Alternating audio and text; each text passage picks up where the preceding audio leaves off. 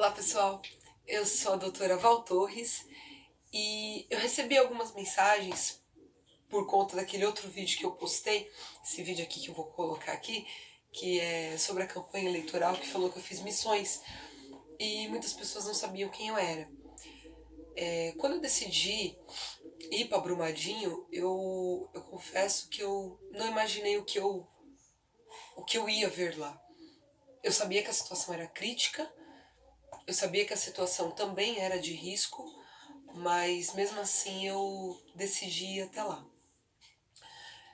Chegando, nós fomos até a parte ali da região, o olho do furacão que eu falo, que a gente fala que é a zona quente. Chegando na zona quente, você via assim muita lama, muita lama. Eu tenho pouquíssimas fotos registradas de lá por conta que o celular descarregou, porque eu não sabia até onde que eu ia, eu fui no Waze, enfim. Foi todo uma trajetória até chegar lá. Então eu não sabia muita coisa. Eu sabia que nós precisávamos fazer, os voluntários precisavam fazer um cadastro na faculdade, só que eu também não achava essa faculdade. Brumadinho, ele é um ambiente, ele é bem pequenininho, e aí eu peguei e falei assim, caramba, aonde que é essa faculdade? E eu fui até essa faculdade, o exército estava lá e falaram que não podia mais registrar ninguém e tudo mais. Voltei para a zona quente, e na zona quente veio um tenente militar, só que de Brumadinho, de Minas Gerais, e falou que eu não poderia estar ali, porque eu corria o risco de morte, eu não sabia quais as rotas de fuga que eles teriam, eu não teria um rádio, enfim. Aí tinha um outro pessoal também da Cruz Vermelha, que eram voluntários, e chocante, porque assim, eles perguntaram se eu tinha curso de rapel, alguma coisa nesse sentido, e eu não tinha esse curso. E aí eu falei, caramba, mas rapel? Por quê? E era para retirar corpos que estavam presos sobre as árvores. Eu não tive, assim, eu não cheguei a ver essa cena, mas eu sabia que tinha corpos pendurados nas árvores. Corpos e segmentos. E chegando, eu lembro que um dos meninos que estavam lá, que faziam parte da Cruz Vermelha, falou que eu deveria conversar com outro pessoal, porque ali no córrego do Feijão eles estavam é, pedindo, né, precisando de voluntários. E eu lembro que eu fui até lá, tava assim, era uma cena horrível, porque era muita ajuda que tava chegando também, e eu acho que é muito importante frisar isso. Só que eu era a única menininha, né? E aí algumas mulheres se aproximaram, alguns moradores da região ali perguntaram onde que eu ia dormir, e aí no final eu decidi dormir numa escola que estava ao lado do posto avançado, que era uma escola que estava abrigando ali todos os militares. Então conseguiram um cantinho para mim e eu fiquei ali junto com esses militares. Eu lembro algumas cenas assim de terror, e quem estava me acompanhando ali vai se lembrar disso. Eu lembro que foi mais ou menos umas 2h30 da manhã, 3 horas da manhã, e eu despertei. E, e eu ouvia passarinho. E passarinho não voa à noite. E nessa escola que eu tava, tinha uma. Ele tinha uma descidinha. E eu sou uma pessoa muito curiosa. Então eu via muito sobre guia de sobrevivência, guia de não sei o quê. Então eu coloquei a mão assim no chão e eu falei assim, tem alguma coisa estranha, porque o chão ele dava umas tripidadas, sabe? Assim, não dá pra explicar.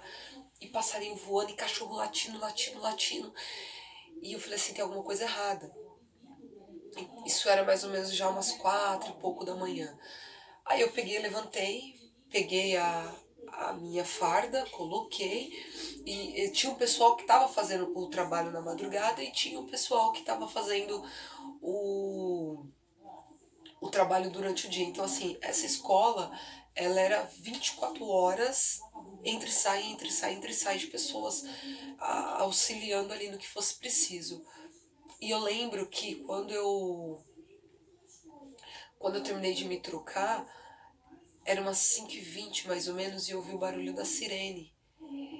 E aí eu lembro que eu cheguei, comentei e falei assim, porque eram assim, um toque era porque estava em estado de alerta. E a segunda sirene era porque tinha sido rompida a barragem. E eu peguei, e eu lembro que eu peguei e falei assim, rompeu a barragem da primeira sirene. Aí todo mundo falou assim, não foi, não foi, não foi. E aí na segunda vez, eu ouvi de novo a sirene. E eu falei assim, gente, rompeu a barragem. E eu lembro que eu liguei para alguns amigos e eu falei assim, gente, a barragem rompeu. Só que eu não tinha noção exatamente da onde eu estava, qual o caminho que ia passar essa barragem. E até saber se era verdade ou não a mentira, ali onde a gente estava já tinha virado um caos. Já tava assim, um monte de gente correndo e tudo mais. E uma cena que me marcou muito foi quando eu vi tudo isso, eu corri pro posto avançado, porque era no posto avançado que tinha uma sensação de segurança, porque era um ponto mais alto. Só que quando eu olhei, já tinha um pessoal do exército bloqueando, o civil já não passava, e eles não permitiam que civil subia. Só os militares estavam subindo. E eu pensei e falei assim, caramba, eu vou morrer aqui. Eu vou morrer aqui, eu vou morrer aqui. E nisso chegou uma tenente, e eu era a única mulher que estava ali, tinha diversos homens. E para subir a esse posto avançado tinha que ser passado por 3 barreiras. E ainda tinha, quem acompanhou, tinha o campo de futebol ainda. E aí eu peguei e falei assim, poxa, o que eu vou fazer agora? Sem luz, sem celular, porque o celular não funcionava, não tinha luz, não tinha rede, não tinha absolutamente nada. Isso era 5h20 da manhã, uma neblina danada, que você não conseguia enxergar nada. E o povo, sabe, angustiado, e ninguém podia vir pro posto, porque eles estavam tentando manter a ordem. E eu me recordo que chegou uma tenente chamada Tenente Jaqueline, de Minas Gerais. E ela tava meia perdida também, ela falou assim, quem sabe mexer com planilha de Excel? E ela foi subindo. Só que ela não falou comigo. E aí eu fui, levantei a mão e eu falei assim, eu sei mexer com planilha. E aí nisso eu consegui subir com ela. Ela começou a liberar a minha passagem. E foi quando a gente chegou no posto avançado e eu não sabia absolutamente nada do que estava acontecendo. Ninguém sabia o que estava acontecendo lá. E assim, não tinha luz, não tinha computador, a gente não conseguia ter acesso, as aeronaves não podiam chegar porque não tinha como pousar, porque eles não tinham o ponto ali que eles precisavam avançar. E eu tava ali, eu falei assim, poxa, ou eu vou sobreviver ou eu vou morrer, eu não sei muito bem o que vai acontecer aqui. E ali dentro do posto avançado eu conheci um major, e eu lembro que ele foi meio rude comigo, né? Ele falou assim, o que você tá fazendo aqui? Você é militar? E aí essa tenente, ela falou assim, não, ela tá ajudando porque ela sabe mexer com a planilha Excel. Aí ele falou, então pode ficar. E eu via que assim, ele não me maltratou porque ele quis maltratar, ele me maltratou porque eles estavam ali na agitação mesmo. Aí muito bem, quando foi, eu lembro que a neblina, ela começou a sumir. Isso já era umas 10 horas da manhã, perdão. E eu não sabia se a barragem tinha sido rompida, se a barragem não tinha sido rompida. Eu não sabia absolutamente nada do que estava acontecendo ainda, nem eu e nem quem estava ali. Tinha alguns carros que começaram a sair para prestar apoio, falando que tinha que fazer resgate, mas eu ficava, caramba, para onde que eles vão fazer esse resgate? E aí, que eu comecei a cuidar dentro do posto avançado? No posto avançado, eu gosto de deixar isso muito frisado. E no posto avançado eu fui a única civil mulher que estava ali dentro auxiliando. Então eu fazia de tudo ali dentro. Eu planilhava, Eu contava as aeronaves, eu contava as quantas guarnições estavam chegando e quem estavam chegando, e eu ficava fazendo esse relatório diariamente. Eu chegava no posto junto com os militares, era 5h10, 5h15 da manhã. E eu saía, era 1h30 da manhã, 2 horas da manhã, fazendo toda a planilha. E aí depois dessa parte de verificar a guarnição, tudo, começou a chegar animais também. Então esses animais precisavam vir para ter um santuário, alguma coisa assim. Eram animais pequenos, mas eles estavam chegando também. Então aí eu ia correndo nas aeronaves e colocava lá o nome, voltava, colocava no painel que nós tínhamos, porque se caso caísse a internet, caísse a energia de novo, a gente tinha isso registrado, e depois eu passava isso também pro major no final do dia, e depois ia colocando tudo na planilha pra gente conseguir ter o controle. Depois disso, eu acompanhava as aeronaves, elas já não estavam pousando na frente dentro do campo de futebol, porque ali a mídia estava muito em cima, então eles queriam preservar ao máximo os corpos e os segmentos que estavam chegando, então eles começaram a entregar atrás.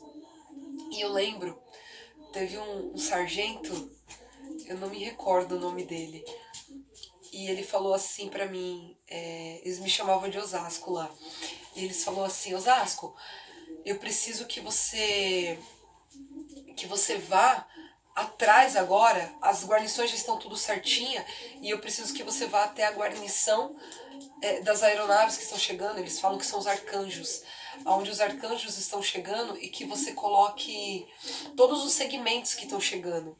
E assim, gente, eu sou muito humilde pra falar. Hoje eu falo segmento, mas eu acho que pouquíssimas pessoas sabem, eu não sei.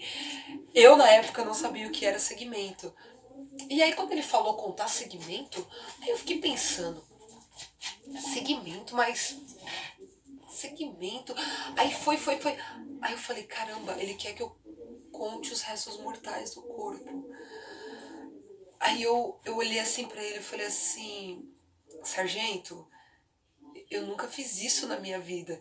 E eu ainda, assim, num momento de descontração, ainda falei pra ele, falei assim: eu só vou no meu velório porque eu sou obrigada, porque senão eu mandava por procuração também. Aí ele virou pra mim com o olho cheio de lágrima. Aí ele falou assim: eu perdi mais de 5 amigos lá dentro. E você é uma voluntária, nem militar você é. Você não tem obrigação nenhuma de fazer isso. Mas eu não tenho condição para fazer isso também. Mas essa é minha obrigação. E se você não fizer, eu vou fazer. Aquilo ali, ele mexeu comigo de uma tal forma que você tira a força da onde você não tem. Porque a gente é ser humano. E as pessoas batem o olho e acham que militar são heróis. Eles são heróis, sim. Mas eles têm família também. Eles têm sentimentos. E eu lembro que eu peguei e falei assim: caramba, eu vou. Só que eu não tinha muita noção do que eu ia encontrar. Aí eu lembro que tinha um pessoal civil que era da Polícia Civil, que estava fazendo ali a contagem, e o pessoal do IML também. Aí eu lembro que eu conversei com uma delegada, a delegada Sandra, e eu falei pra ela assim: doutora, quantos segmentos tem ali dentro? Aí ela: entra lá pra contar. Era um espaço que o pessoal usava pra fazer churrasco, do time de futebol mesmo. E ali eles estavam usando pra colocar os corpos. Aí ela falou assim: coloca lá, doutora. Pode entrar lá dentro. Perdão, doutora não, Osasco. Aí eu falei assim: a senhora não quer ir comigo? Aí ela virou pra mim e falou assim: mas qual que é o seu problema? Eu falei assim: eu nunca vi na minha vida. Eu nunca vi. Uma coisa é você ir no velório, tá tudo bonitinho lá, já tomado banho. Outra coisa é você... Eu falei assim: eu não sei o que eu vou enxergar lá. Porque até então, quando os arcanjos chegavam, eu olhava no saco, perguntava, falava assim: o que tem dentro? Ah, é um corpo, ok. Um corpo, 2 corpos, 3 corpos. Ia anotando e planilhava. Outra coisa é contar segmentos. Aí ela falou assim: eu vou com você. Eu vou com você, só que assim, eu só posso ir agora porque eu já tô saindo, e ela tinha outras coisas pra fazer ali também. E quando eu entrei, foi assim, uma cena de filme de terror. E ela foi abrindo o saco, porque os sacos estavam fechados, e ela abriu, e aí eu olhei e falei assim, meu, o que que é o ser humano? Eu não, eu não saberia expressar. Só que naquele momento que eu olhei, chocou, porque você via um tronco, você via um braço, você via só a cabeça, você só via uma mão. E aí eu, com todo cuidado e com muito respeito, eu abri os sacos, eu ia anotando e eu saía fora daquela situação. Eu acho que aquele cheiro, acho que ele ficou impregnado em mim assim por 2 meses. Quando eu voltei de lá, quem viu o estado que eu voltei de lá, eu passava Vick no nariz, porque o cheiro não saía do nariz. E aí aquilo ali começou a se tornar natural. E eu comecei a ficar preocupada com isso também. E eu lembro que teve 2 episódios que marcou muito, mas me marcou muito. O primeiro, como eu ficava andando pra cima e pra baixo, correndo, que todo mundo fala que eu ficava correndo. Até uma colega minha mandou um print quando a Record passou e que me viu correndo. E aí uma mulher me chamou. Ai, chama aquela mocinha, chama aquela mocinha. E aí eu lembro que eu fui de a volta todinha. E ela falou assim, moça, por favor, ajuda eu a achar meu marido, ele tá vivo. E eu falei assim, mas como que eu vou ajudar a senhora? Aí ela falou assim, acho que o filho dela tinha conseguido a localização pelo celular. Aí, e ela falou assim, eu tô ligando, o telefone tá tocando. Aí eu peguei e falei assim, olha senhora, eu vou ver o que eu posso te ajudar. E aí eu saí, só que assim, você imagina o tanto de gente que estava trazendo localização. Que nem eu falei no início, tinha corpos em árvore. Então assim, e eu lembro que eu conversei com o Major, aí o Major, Osasco, agora não dá, agora não dá. Eu falei assim, por favor, ajuda essa mulher, porque ela acredita que o marido dela tá vivo, o celular tá tocando. Aí ele pegou, anotou, e aí eu falei assim, tomara que ele dê atenção. E aí passou um tempo, isso já era no final da tarde, já quase noite. Essa mulher, ela ficou me gritando de novo, e aí me chamaram, e aí eu fui até lá. E aí, nesse intervalo, o Major também estava me procurando. Só que aí eu fui rapidinho falar com ela. E quando eu cheguei, ela pegou, ela me abraçou, ela falou assim, filha, acharam meu marido. Eu falei assim, poxa, que legal que acharam ele, só que eu achei que ele estava vivo. Aí ela falou assim, eu vou poder enterrar meu marido graças a você. Então, quando as pessoas, elas não conseguem entender isso, o valor que isso tem para uma pessoa. Para mim, na minha cabecinha, eu queria que ela encontrasse ele vivo, mas ela encontrou ele sem vida, mas mesmo assim, ela foi muito grata por isso. Então, a gente é de uma cultura que a gente precisa finalizar a vida. Tem o nascimento, a vida e a morte. E a gente é daquela cultura que a gente precisa enterrar. Porque só assim a gente consegue entender que acabou. E eu fico imaginando essas pessoas que ainda não encontraram os seus entes queridos. Então, assim, isso foi uma coisa que me marcou muito. Teve uma outra cena também que me marcou, que foi, teve uma mulher que na hora que estava acontecendo, a lama estava vindo, e que nem eu falo, pessoas falam que era só lama. Não era só lama, era chumbo, era concreto, era árvore, era carros, era ônibus, era tudo. Ela não mediu, ela veio. E a mulher, ela tinha uma pousada e ela voltou pra tirar os funcionários, ela voltou pra tudo. E ela tinha um cachorrinho pequenininho e ele já era idosinho. E ela voltou pra pegar ele, porque ela acreditou que ia dar tempo de pegar ele.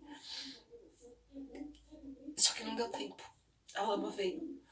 Só que eu acho que ela agarrou tanto nesse cachorrinho, ela agarrou tanto nele, que quando ela foi encontrada, ela tava com o cachorro abraçado. E, poxa, você tá lá e você tá ouvindo tudo que tá acontecendo. E quando ela chegou, eu que abri, eu sabia que tinha tudo que estava acontecendo, porque eu sabia aonde eles iam retirar, qual era a distância, o que aproximadamente ia chegar até a gente. E aí quando eu fui abrir, a gente sabe que o corpo ele fica enrijecido. E quando eu olhei assim, ela tava com o braço aqui ainda assim, e só o espaço que tava o cachorrinho.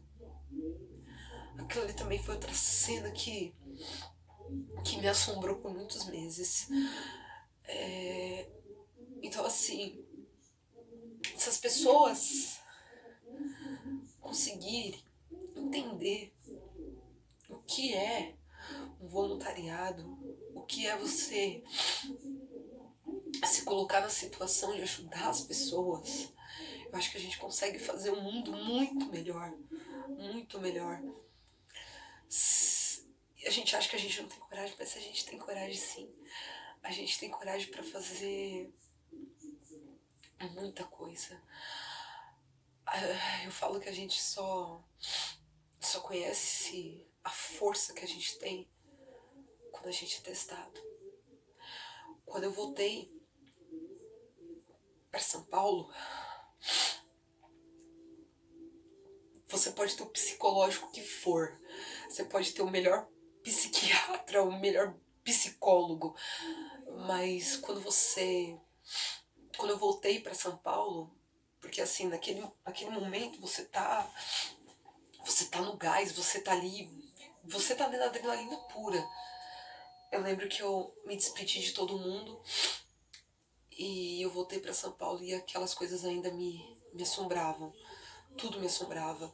Barulho de ventilador eu achava que era a aeronave chegando. Algumas comidas que pudessem lembrar ali a cor, eu já não conseguia. Então assim, gente, essa é um pouquinho da história do que eu vivi em Brumadinho. E saiba como é importante o voluntariado.